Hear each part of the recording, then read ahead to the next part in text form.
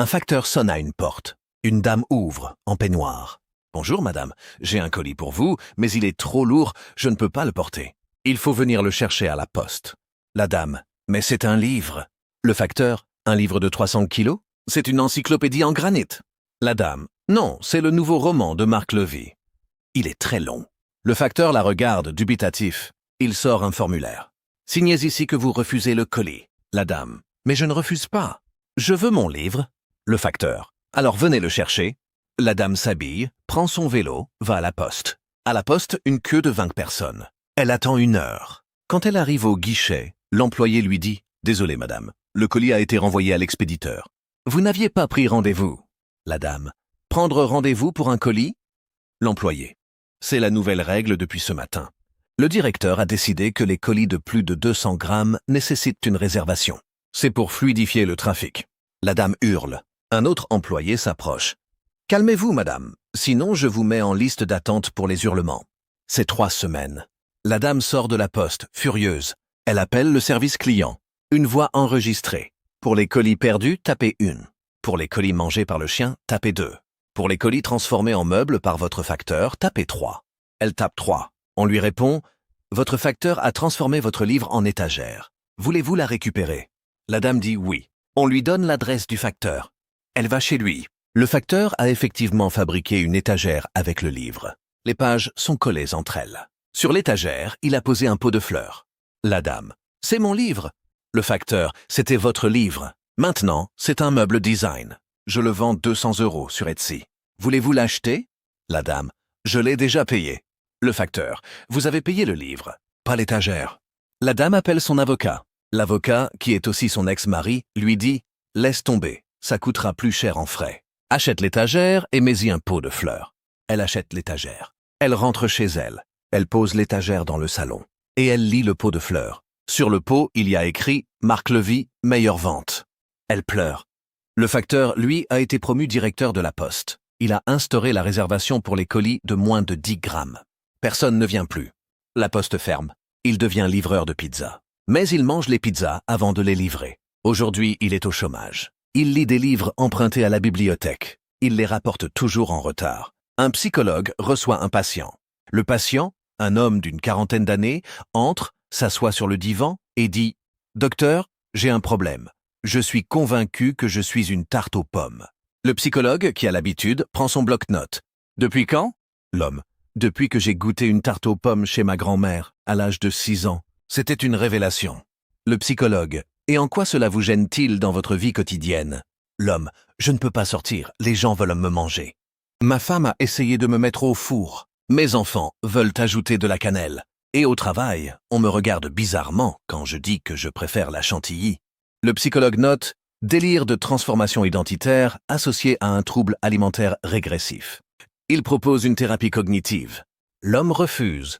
« Je ne veux pas guérir, je veux qu'on m'accepte comme une tarte. » Le psychologue soupire. Il lui prescrit des séances de groupe.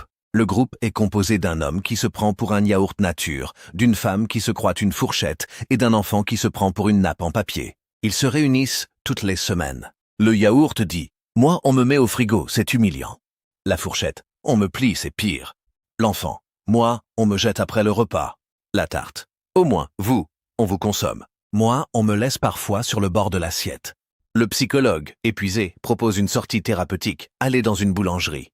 Ils y vont. La boulangère, voyant le groupe, dit « Oh, une tarte, un yaourt, une fourchette et une nappe. Il me manque juste un couteau pour faire la table. » Le yaourt se met à pleurer. La tarte tente de la consoler. « Ne pleure pas, au moins toi tu es fermenté. Moi, je suis en pâte feuilletée. Je m'effrite à la moindre émotion. » Ils repartent. Le patient tarte décide d'accepter sa condition. Il ouvre un salon de thé. Il sert des tartes aux pommes, mais il ne se sert pas lui-même. Il a peur de l'autocannibalisme. Les clients le trouvent bizarre, mais ils reviennent pour l'ambiance. Un jour, il rencontre une tarte aux fraises. Ils tombent amoureux. Ils ont des petits chaussons aux pommes. La vie parfois c'est sucré, mais le psychologue, lui, a arrêté. Il est devenu pâtissier. Il fait des gâteaux psychanalytiques. Le plus connu, le millefeuille freudien avec une couche de refoulement, une coupe de transfert et une crème de résistance. Un contrôleur SNCF vérifie les billets dans un TGV. Il s'arrête devant un voyageur qui porte un sac à dos énorme. « Votre billet, monsieur ?» L'homme lui tend un bout de papier froissé. Le contrôleur lit.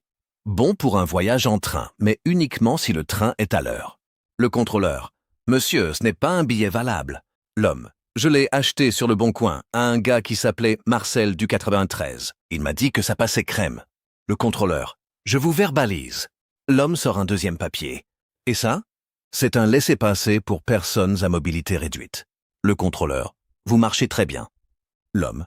C'est ma mobilité émotionnelle qui est réduite. Je pleure quand je suis stressé. Là, je sens que je vais pleurer. Le contrôleur. Pleurer, ça ne me fera pas changer d'avis. L'homme pleure. Une dame à côté lui tend un mouchoir. Ne pleurez pas, mon petit. Moi aussi, j'ai eu des problèmes avec la SNCF. Une fois, on m'a fait payer un supplément pour ma valise parce qu'elle avait une roue cassée. Ils ont dit que c'était un véhicule non homologué. L'homme rit à travers ses larmes. Le contrôleur rédige l'amende. 70 €. L'homme. Je n'ai que 35. Le contrôleur. Alors vous descendez à la prochaine gare. L'homme descend à la gare suivante. C'est une toute petite gare, au milieu de nulle part. Il attend le prochain train. Le panneau indique « Prochain train dans 3h47 ». Il s'assoit sur un banc. Un autre voyageur qui a aussi été descendu lui dit « Moi, c'est parce que j'avais un billet de première classe alors que j'étais en seconde. J'ai dit au contrôleur que j'étais en première classe mentale. Il n'a pas apprécié. » L'homme demande « Vous allez où ?» L'autre « À Marseille. Mais je crois que je vais y aller à pied. » Il se lève, marche le long des rails. Après 2 heures, ils trouvent une voiture arrêtée. Dedans, un conducteur qui dort. Il le réveille. Le conducteur. Où vous allez? Les deux hommes. Marseille. Le conducteur. Moi aussi. Montez. Il monte. La voiture est une 206 de 1998. Le conducteur est sourd et la radio joue du Céline Dion en boucle. Arrivé à Marseille, il remercie le conducteur. Ils vont dans un bar. Le barman leur raconte que le TGV qu'ils ont raté a eu 3 heures de retard. « Vous avez bien fait de marcher, dit-il. Vous êtes arrivés plus tôt. » Les deux hommes deviennent amis. Ils ouvrent une agence de voyage, le rail à pied. Leur slogan « Marchez, vous économiserez le supplément ». La SNCF les attaque en justice pour concurrence déloyale. Le procès dure 6 ans. À la fin, ils gagnent. Leur agence est rachetée par la RATP. Aujourd'hui, ils vendent des forfaits métro à trottinette. Le contrôleur, lui, est devenu contrôleur de gestion dans une entreprise de yaourt. Il vérifie les dates de péremption. Il n'a jamais été aussi heureux.